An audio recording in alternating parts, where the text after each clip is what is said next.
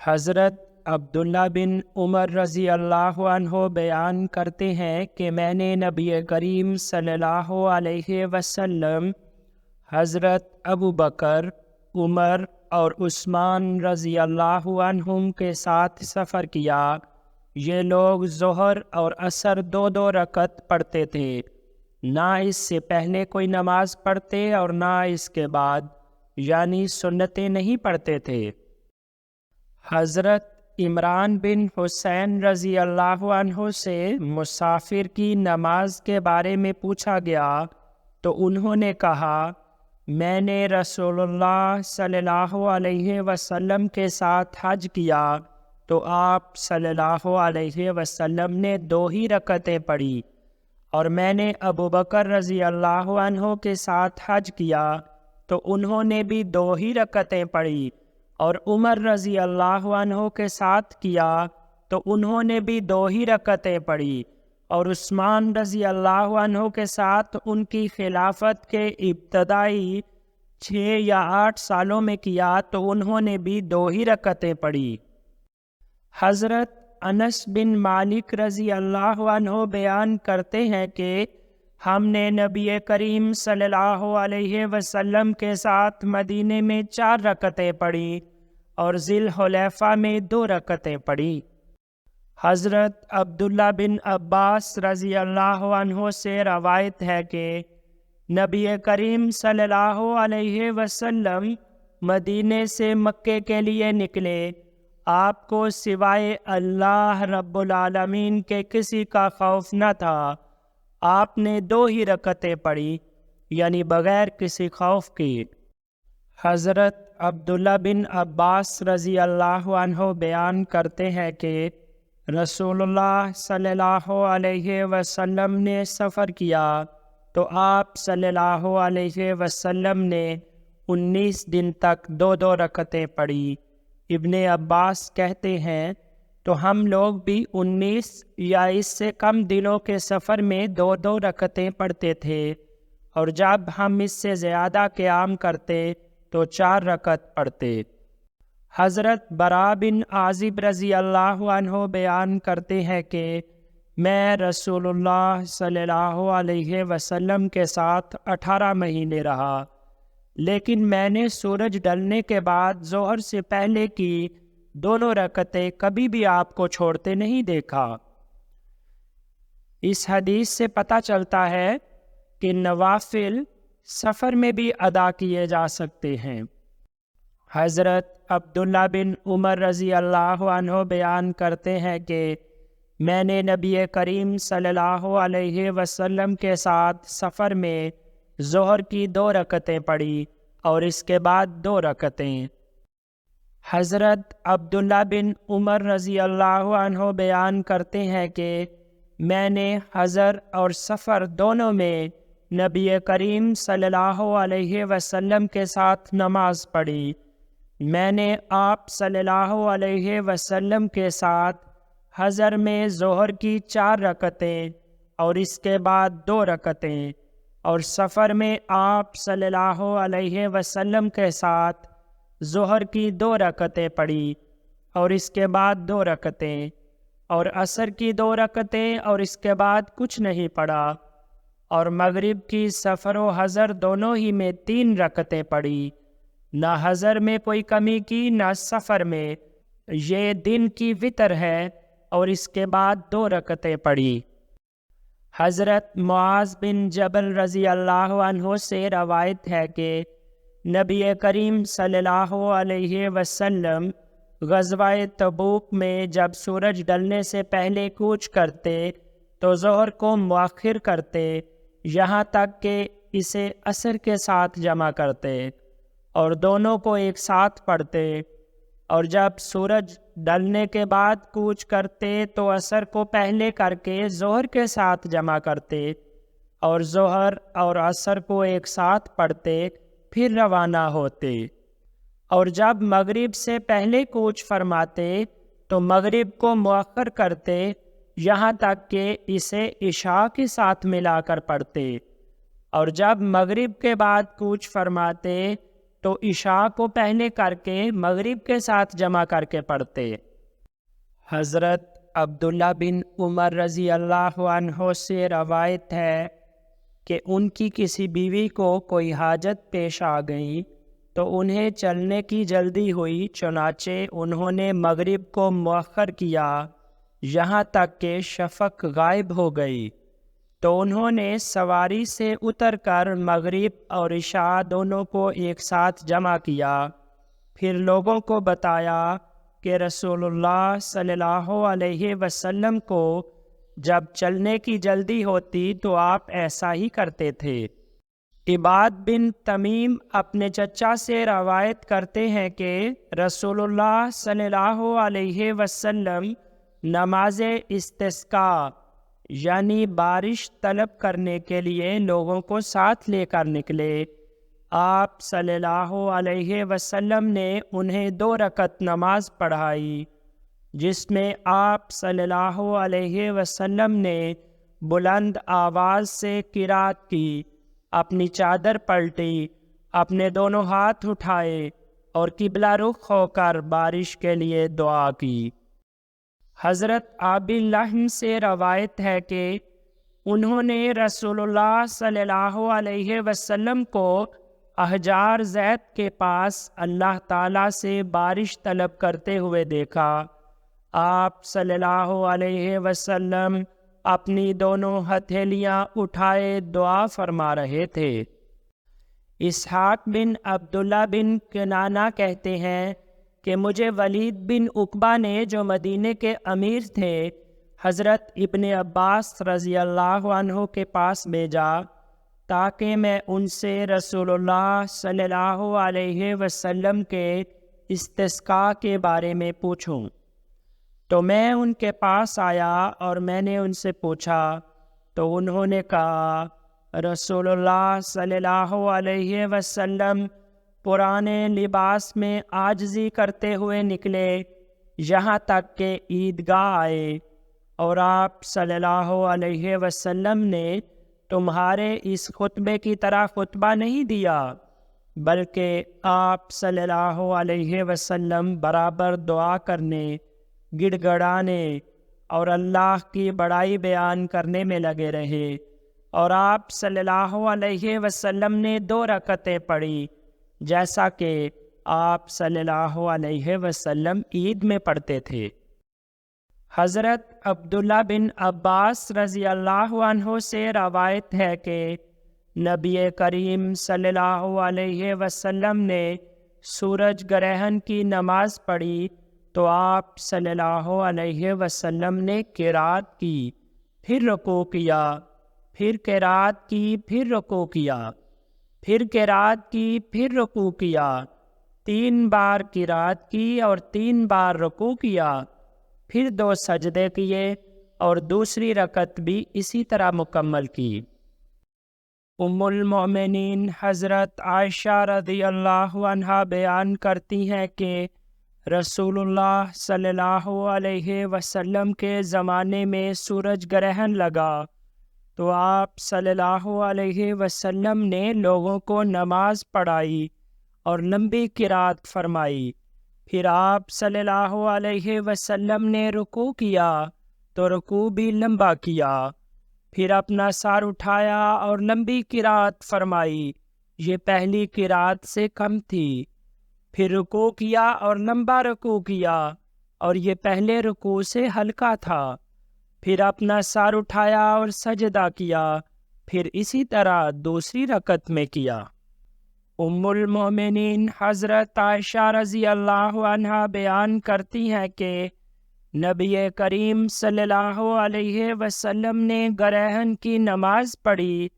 اور اس میں آپ صلی اللہ علیہ وسلم نے بلند آواز سے قرات کی۔ حضرت عبداللہ بن عمر رضی اللہ عنہ سے روایت ہے کہ نبی کریم صلی اللہ علیہ وسلم نے 2 گروہوں میں سے ایک گروہ کو صلاۃ خوف 1 رکعت پڑھائی اور دوسرا گروہ دشمن کے سامنے کھڑا رہا، پھر یہ لوگ چلے گئے اور ان لوگوں کی جگہ پر جو دشمن کے مقابل میں تھے جا کر کھڑے ہو گئے، اور جو لوگ دشمن کے مقابل میں تھے وہ آئے تو آپ صلی اللہ علیہ وسلم نے انہیں دوسری رکعت پڑھائی۔ پھر آپ صلی اللہ علیہ وسلم نے سلام پھیر دیا۔ پھر یہ لوگ کھڑے ہوئے اور انہوں نے اپنی ایک رکعت پوری کی، اور جو ایک رکعت پڑھ کر دشمن کے سامنے چلے گئے تھے وہ آئے، کھڑے ہوئے اور انہوں نے بھی اپنی ایک رکعت پوری کی، یعنی سب نے کل 2 رکعت نماز خوف ادا کی۔ حضرت ابو درداء رضی اللہ عنہ بیان کرتے ہیں کہ میں نے رسول اللہ صلی اللہ علیہ وسلم کے ساتھ 11 سجدے یعنی سجدہ تلاوت قرآن کیے۔ ان میں سے ایک وہ تھا جو سورہ نجم میں ہے۔ حضرت ابن عمر رضی اللہ عنہ سے مروی ہے کہ رسول اللہ صلی اللہ علیہ وسلم نے فرمایا ہے، عورتوں کو رات میں مسجد جانے کی اجازت دو۔ اس حدیث سے مراد یہ ہے کہ اگر کسی دینی غرض یا عبادت کے لیے عورتیں مسجد جانا چاہیں تو رات کو بھی وہ جا سکتی ہیں، انہیں اجازت دے دینی چاہیے۔ حضرت طارق بن عبداللہ محاربی رضی اللہ عنہ کہتے ہیں کہ رسول اللہ صلی اللہ علیہ وسلم نے فرمایا، جب تم نماز میں ہو تو اپنے دائیں طرف نہ تھوکو، اپنے پیچھے یا اپنے بائیں طرف یا پھر بائیں پاؤں کے نیچے تھوکو۔ حضرت انس بن مالک رضی اللہ عنہ کہتے ہیں کہ رسول اللہ صلی اللہ علیہ وسلم نے فرمایا، مسجد میں تھوکنا غلط ہے اور اس کا کفارہ اسے دفن کر دینا ہے۔ حضرت ابو ہریرہ رضی اللہ عنہ بیان کرتے ہیں، ہم نے رسول اللہ صلی اللہ علیہ وسلم کے ساتھ اقرأ بسم ربک اور اذا السماء انشقت میں سجدہ کیا، یعنی سورۃ علق اور سورۃ انشقاق میں سجدہ تلاوت کیا۔ حضرت عبداللہ بن عباس رضی اللہ عنہ کہتے ہیں کہ رسول اللہ صلی اللہ علیہ وسلم نے اس میں یعنی سورہ نجم میں سجدہ کیا، اور مسلمانوں، مشرکوں، جنوں اور انسانوں نے بھی سجدہ کیا۔ حضرت زید بن ثابت رضی اللہ عنہ بیان کرتے ہیں کہ میں نے رسول اللہ صلی اللہ علیہ وسلم کے سامنے سورہ نجم پڑھی، مگر آپ صلی اللہ علیہ وسلم نے سجدہ نہیں کیا۔ حضرت عبداللہ بن عباس رضی اللہ عنہ کہتے ہیں کہ میں نے رسول اللہ صلی اللہ علیہ وسلم کو سورہ صاد میں سجدہ کرتے دیکھا۔ حضرت عقبہ بن عامر رضی اللہ عنہ کہتے ہیں کہ میں نے عرض کیا، یا رسول اللہ صلی اللہ علیہ وسلم، سورہ حج کو یہ شرف بخشا گیا ہے کہ اس میں 2 سجدے ہیں۔ آپ صلی اللہ علیہ وسلم نے فرمایا، ہاں، جو یہ دونوں سجدے نہ کرے وہ اسے نہ پڑھے۔ حضرت عبداللہ بن عباس رضی اللہ عنہ بیان کرتے ہیں کہ ایک شخص نے نبی کریم صلی اللہ علیہ وسلم کے پاس آ کر عرض کیا، یا رسول اللہ صلی اللہ علیہ وسلم، میں نے آج رات سوتے ہوئے اپنے آپ کو دیکھا، یعنی خواب میں، کہ میں ایک درخت کے پیچھے نماز پڑھ رہا ہوں۔ میں نے سجدہ کیا تو میرے سجدے کے ساتھ اس درخت نے بھی سجدہ کیا۔ پھر میں نے اسے سنا وہ کہہ رہا تھا، اللہم اکتب لی بہا عندک اجرا ودع عنی بہا وزرا واجعلھا لی عندک ذخرا وتقبلھا منی کما تقبلتھا من عبدک داود۔ اے اللہ، اس کے بدلے تو میرے لیے اجر لکھ دے اور اس کے بدلے میرا بوجھ مجھ سے دور کر دے، اور اسے میرے لیے اپنے پاس ذخیرہ بنا لے، اور اسے مجھ سے تو اسی طرح قبول فرما جیسے تو نے اپنے بندے داؤد سے قبول کیا تھا۔ ام المومنین حضرت عائشہ رضی اللہ عنہا بیان کرتی ہیں کہ رسول اللہ صلی اللہ علیہ وسلم رات کے وقت قرآن کے سجدوں میں یہ دعا پڑھتے: سجد وجہی للذی خلقہ وشق سمعہ وبصرہ بحولہ وقوتہ۔ میرا چہرہ سجدہ ریز ہے اس ذات کی خاطر جس نے اسے پیدا کیا اور اپنی خاص قدرت و طاقت سے اسے سننے اور دیکھنے کی قوت عطا کی۔ حضرت ابو ہریرہ رضی اللہ عنہ کہتے ہیں کہ حضرت محمد رسول اللہ صلی اللہ علیہ وسلم نے فرمایا: کیا جو شخص امام سے پہلے اپنا سر اٹھاتا ہے اس بات سے نہیں ڈرتا کہ اللہ اس کے سر کو گدھے کا سر بنا دے؟ حضرت جابر بن عبداللہ رضی اللہ عنہ سے روایت ہے کہ حضرت معاذ بن جبل رضی اللہ عنہ رسول اللہ صلی اللہ علیہ وسلم کے ساتھ نماز مغرب پڑھتے تھے، پھر اپنی قوم کے لوگوں میں جاتے اور ان کی امامت کرتے۔ حضرت انس بن مالک رضی اللہ عنہ بیان کرتے ہیں کہ ہم جب دوپہر میں نبی کریم صلی اللہ علیہ وسلم کے پیچھے نماز پڑھتے تو گرمی سے بچنے کے لیے اپنے کپڑوں پر سجدہ کرتے۔ حضرت جابر بن سمرہ رضی اللہ عنہ کہتے ہیں کہ نبی کریم صلی اللہ علیہ وسلم جب فجر پڑھتے تو اپنے مصلی پر بیٹھے رہتے یہاں تک کہ سورج نکل آتا۔ حضرت عبداللہ بن عباس رضی اللہ عنہ سے روایت ہے کہ رسول اللہ صلی اللہ علیہ وسلم نماز میں کبھی کبھی گردن موڑے بغیر ترچھی نظر سے دائیں اور بائیں دیکھ لیتے تھے، اور آپ صلی اللہ علیہ وسلم اپنی گردن اپنی پیٹھ کے پیچھے نہیں پھیرتے تھے۔ ام المومنین حضرت عائشہ رضی اللہ عنہا بیان کرتی ہیں کہ میں نے رسول اللہ صلی اللہ علیہ وسلم سے نماز میں ادھر ادھر دیکھنے کے بارے میں پوچھا تو آپ صلی اللہ علیہ وسلم نے فرمایا: یہ شیطان کی ایک جپٹ یا حملہ ہے جو بندے کی نماز پر کرتا ہے اور اس میں سے کچھ لے لیتا ہے۔ حضرت ابن ابی لیلہ اور حضرت معاذ بن جبل رضی اللہ عنہ کہتے ہیں کہ نبی کریم صلی اللہ علیہ وسلم نے فرمایا: جب تم میں سے کوئی نماز پڑھنے آئے تو امام جس حالت میں ہو تو وہ وہی کرے جو امام کر رہا ہو۔ حضرت ابو قتادہ رضی اللہ عنہ بیان کرتے ہیں کہ رسول اللہ صلی اللہ علیہ وسلم نے فرمایا: جب نماز کی اقامت کہہ دی جائے تو تم اس وقت تک نہ کھڑے ہو جب تک کہ مجھے نکل کر آتے نہ دیکھ لو۔ حضرت عبداللہ بن مسعود رضی اللہ عنہ بیان کرتے ہیں کہ میں نماز پڑھ رہا تھا اور نبی کریم صلی اللہ علیہ وسلم موجود تھے۔